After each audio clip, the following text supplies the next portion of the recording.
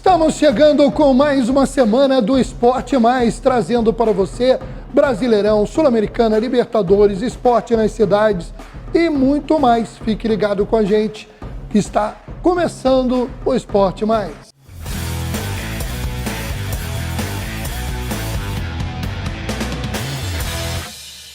Bom, meus amigos, a gente de imediato quer agradecer a sua audiência em todos os canais e plataformas que transmitem o nosso programa e também mandar um grande abraço para a nossa equipe técnica.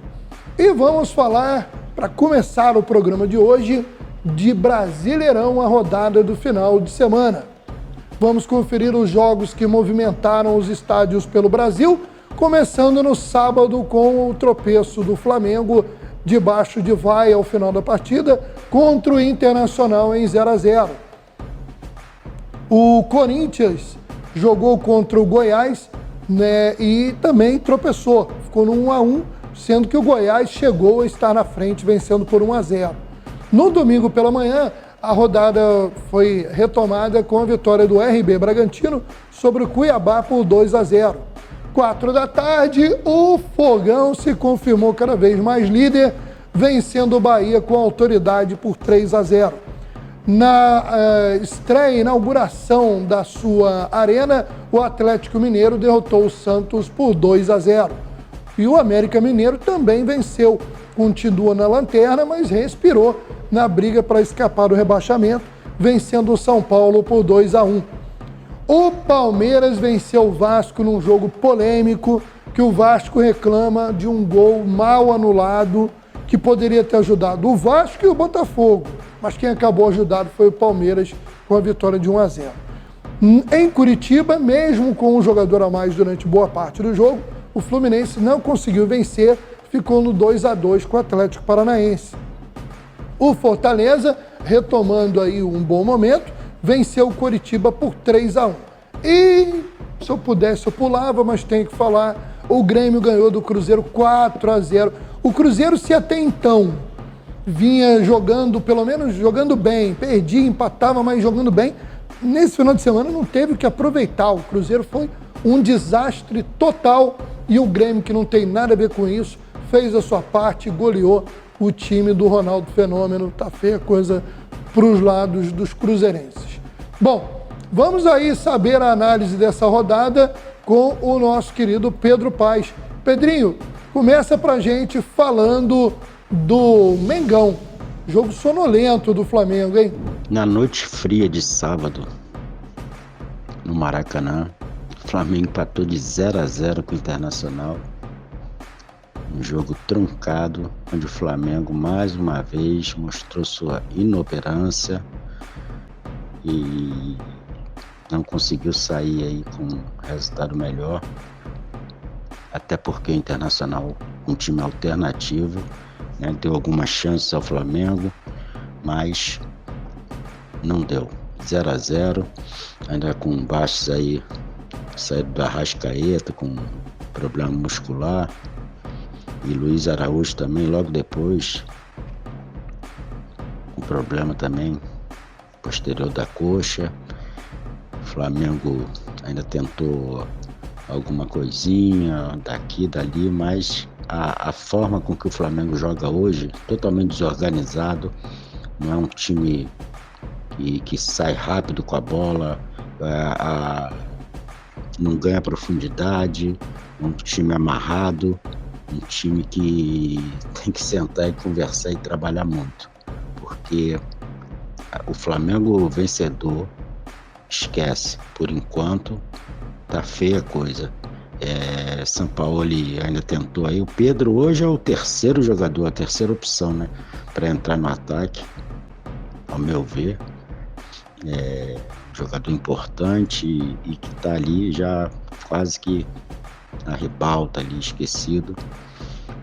E muito trabalho, o Flamengo precisa de muito trabalho, de direção.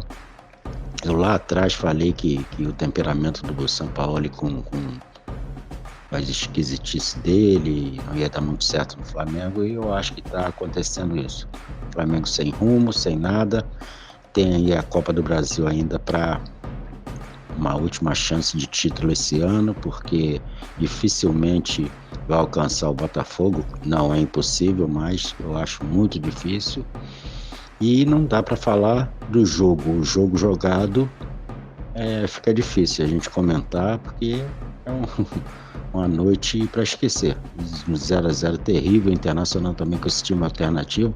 Quando no segundo tempo colocou alguns titulares, dá uma melhorada, mas um jogo para esquecer. O Flamengo tem que trabalhar muito e comprometimento, raça e fazer gols, né? Que tá faltando aí. Vamos ver aí essa contusão do Arrascaeta também, que é um jogador importante, mas fora disso não tem nem muito o que falar. Pedro, e o Fogão, hein? Botafogo com futebol de líder, 3-0 para cima do Bahia. Mauro, esse caiu no tapetinho, já era. O Botafogo aí arrancando mais uma vitória, 11 jogos em casa, né? 11 vitórias, uma campanha brilhante. 3-0, Diego Costa aí fazendo 2 gols, Luiz Henrique completando a quase goleada, né, vamos dizer assim. Mas o Bahia não fechou não, jogou para cima. O Lucas Perry ainda foi destaque, né, o goleiraço do Botafogo, fez grandes defesas. O Bahia não afrouxou, jogou para cima do Botafogo, mas o Botafogo é muito organizado. Ao contrário do que a gente vê aí na Sul-Americana, parece que no Brasileiro é quase a perfeição. Time todo organizado, que sai, tem a saída de bola excelente, os zagueiros muito bem, meio campo, chega ao ataque rápido, com tramas, com jogadas maravilhosas. E ainda com alguns desfalques, né, importantes, o Marçal, o Tietê, Chiquinho, né, Soares que está fora, mas está encontrando aí soluções no banco. Entra o Segovinha, Diego Costa agora, né, grande jogador de renome, seleção espanhola. E é isso, dificilmente eu acho alguém alcança o Botafogo nessa batida aí que ele tá, em casa não perde, fora ganha, empata. Claro que eu tô esperando ainda alguma oscilação, que eu acho que ele tá oscilando, ele deixou para oscilar na Sul-Americana, só pode. E tá aí ainda no combate, mas não tem jogado bem. Mas tá muito bem, eu acho que dificilmente vai ser alcançado. Palmeiras é envolvido em outras competições e dificilmente chega aí com a diferença de pontos. Botafogo, franco favorito aí para ser campeão. Claro que a gente não vai cravar agora, que nem precisa, mas o jogo que o Botafogo está fazendo é uma coisa assim extraordinária. A organização, a parte tática do time muito bem montada, e é isso. O Botafogo hoje desponta aí como o grande campeão de 2023 do Brasileirão. Agora a gente comenta, o Pedro Paes, o Pedrinho vai comentar pra gente o empate do Tricolor Carioca lá em Curitiba. E num jogo atípico na Arena da Baixada, Atlético Paranaense 2, Fluminense 2, um jogo bem movimentado, né? Kaká abriu o marcador pro Atlético Paranaense. Aos 20 minutos mais ou menos, o Vinícius Caé foi expulso, né? Deixou um cotovelozinho no rosto do jogador do Fluminense. Aí o Fluminense dá, com um time também alternativo, claro, né? Que é o mal do brasileiro, do Campeonato Brasileiro. Tá disputando outro campeonato, coloca time alternativo. Guga empatou e João Neto aí virando o jogo, 2-1 Fluminense. E nos acréscimos, Vitor Roque, uma bobeirinha ali na defesa, empatou. Placar final 2-2, um jogo muito movimentado, de altos e baixos. O Fluminense, claro, abdicou, já entrou com 3 zagueiros, mas abdicou logo depois da expulsão. Aí já jogou melhor, encontrou o seu jogo, apesar de maioria dos jogadores reservas, mas aquilo, sem valorizar o Campeonato Brasileiro. Eu não estou aqui questionando, isso é problema do técnico, do time, do clube. Eles têm as prioridades. Hoje a Libertadores é a coisa mais importante para os clubes brasileiros. Eu sou contra, mas tudo bem. Acho que o Campeonato Brasileiro é um grande produto, mal explorado, e acontece essas coisas. O cara vai avançando em outras competições e coloca aí time reserva, qualquer time, tá bom. Então é isso, um jogo atípico, 2-2, o Fluminense arranca um empatezinho aí. Há muito tempo não ganha fora de casa no Campeonato Brasileiro. Ontem teve essa chance, né, mas deu essa bobeada aí no final. Não tem muito o que falar também. Um jogo aí, para mim, me pareceu mais um peladão do que outra coisa, apesar do domínio territorial, vamos dizer assim, do Fluminense, que emplaca aí sempre, né, o seu jogo de toque de bola, rodando, girando muito a bola, ganhando profundidade aí com os atacantes. E um time reserva, mesmo bem treinado, não é a mesma coisa do time titular. Ô Pedrinho, e o Vasco, hein? O que você analisa? O Vasco vinha numa recuperação no campeonato. Lógico que perder para o Palmeiras lá em São Paulo não é demérito. O problema é que o Vasco precisa ganhar tudo. Mas, de qualquer maneira, a gente vê que houve muita reclamação e, na minha opinião, até com razão. Mas queria saber de você a análise da partida. E o Vasco perde de 1-0 para o Palmeiras em São Paulo. Gol de Rafael Veiga de falta. O Vasco aí, o Palmeiras começando o jogo, apertando o Vasco, jogando para cima. Até que acontece, eu acho inesperado, um golaço do Paulinho pelo Vasco, anulado pelo VAR, ao meu ver. Tá, tem dúvidas, o Vasco está entrando até com representações junto à CBF, coisa e tal, e eu acho que prejudicaram o Vasco, mas mesmo assim um jogo também muito fraco, o Palmeiras sem muita ambição ali no jogo, o Vasco com os mesmos problemas melhorou bastante, né, do primeiro turno para cá, claro, vamos dar esse crédito também, mas hoje a ligação do meio campo com o ataque é muito fraco, a defesa bem postada. Já acho que já resolvemos ali alguma coisa na parte defensiva. E esperar aí a entrada do Paê, né, para ver se segura essa bola. O Vasco precisa de um cara criativo para colocar, enfiar essa bola, dar dinâmica ao jogo do Vasco, porque fica difícil o ataque, os laterais muito fracos, tal de Bambu, não sei o que Bambu, que não quer mais ser chamado de Bambu. Lucas Piton também, como cruza mal. O Verratti ali tentando alguma coisa, um bom jogador, estatura, cabeceia bem, mas precisa a bola chegar, né?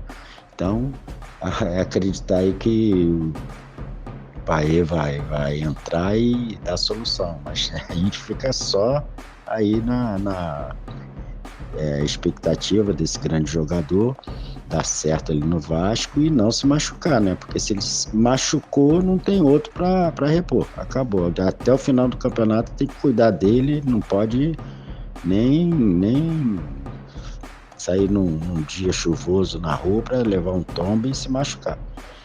Tem que rezar muito por ele, porque do jeito que tá o time, mas jogou bem contra o Atlético. Jogou porque a torcida, o Vasco precisava dar uma resposta rápida e tem jogado mais ou menos, mas ontem futebol pobre, o Palmeiras também teve algumas, claro, o goleiro do Vasco, Léo Jardim, fez grandes defesas de novo, né?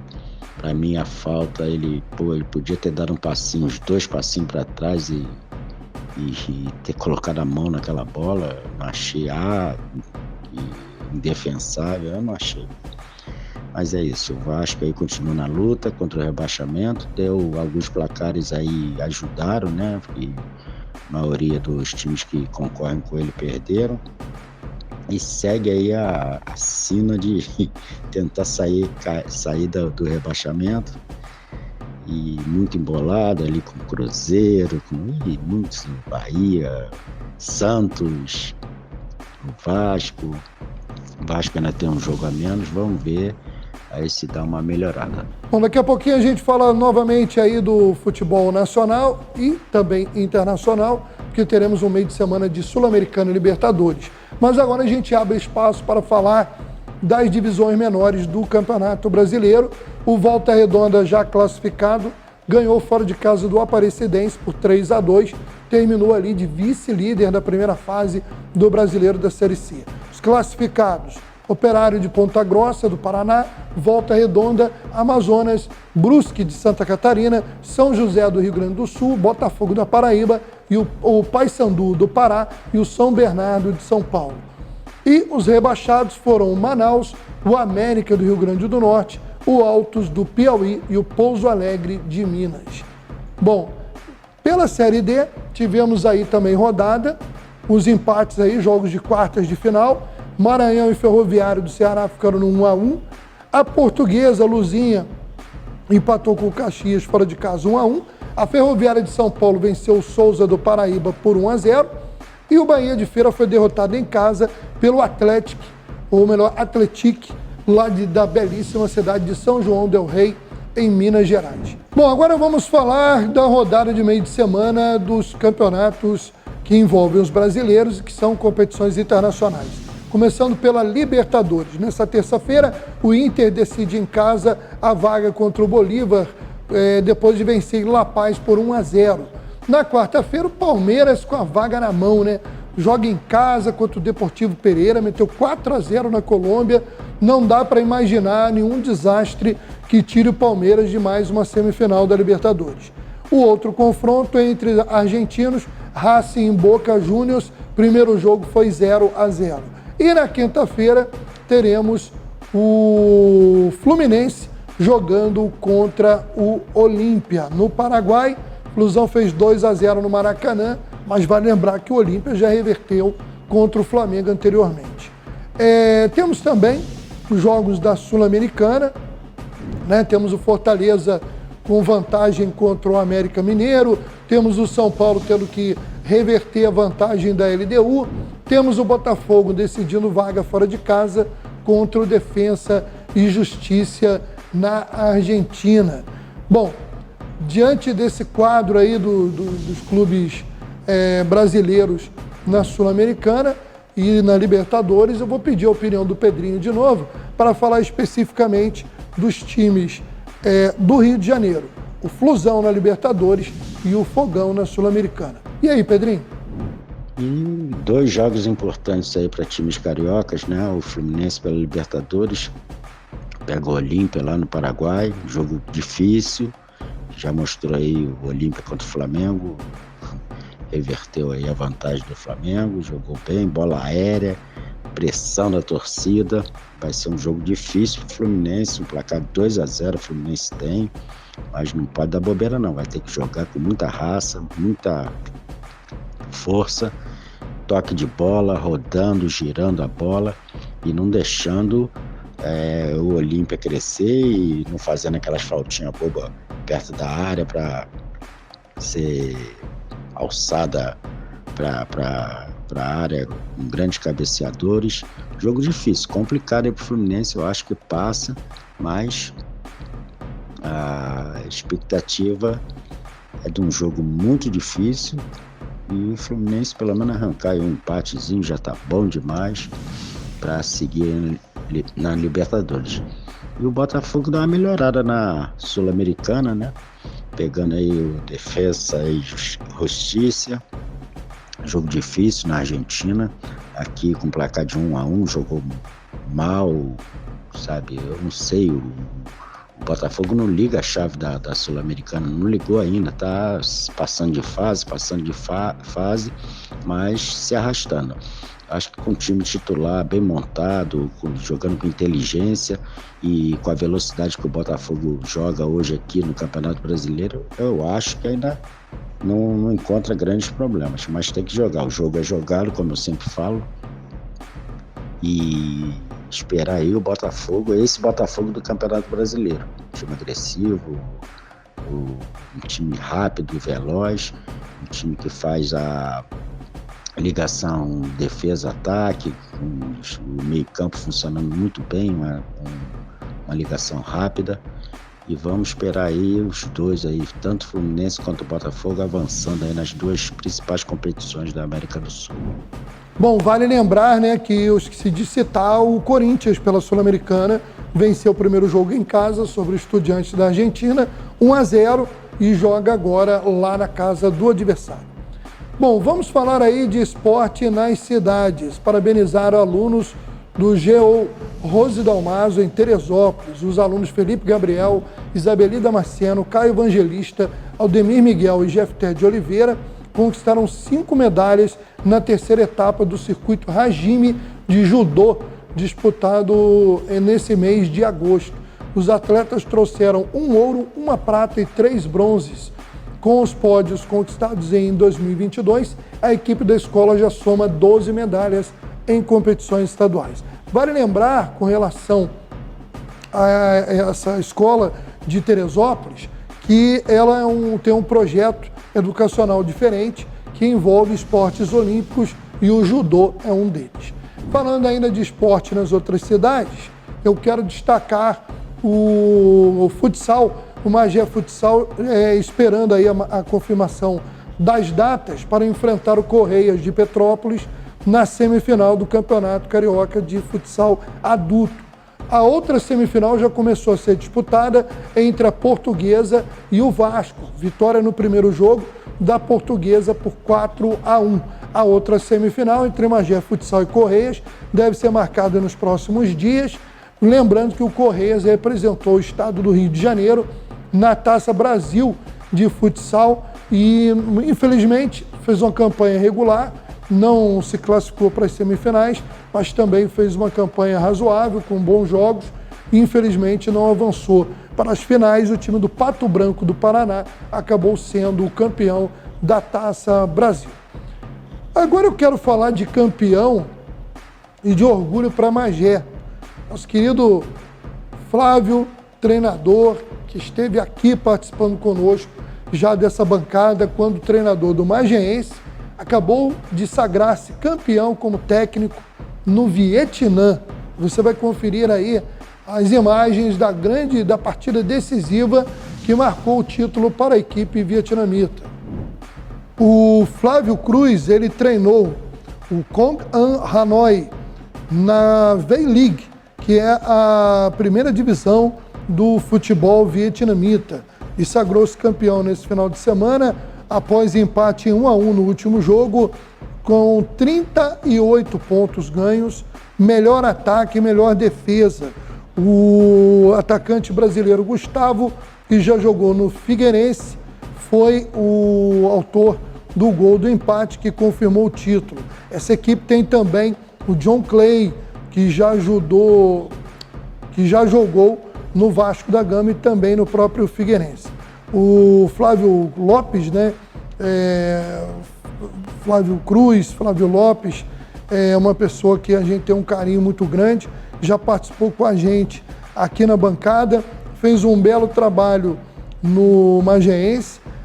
Como jogador, fez também o seu nome no futebol vietnamita e justamente pelo seu profissionalismo como jogador, ele foi chamado para ser treinador, treinou algumas equipes de menor investimento, foi apresentando seu trabalho e o Flávio chegou, então, finalmente a ter uma oportunidade numa equipe de ponta do país e aí conquistou esse título, que é o principal título do futebol vietnamita.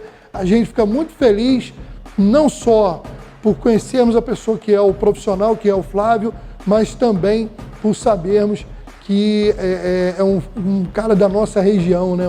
Um morador aqui de Magé, que já se comprometeu, assim que voltar ao Brasil, ele vir participar conosco e falar um pouquinho mais dessa conquista.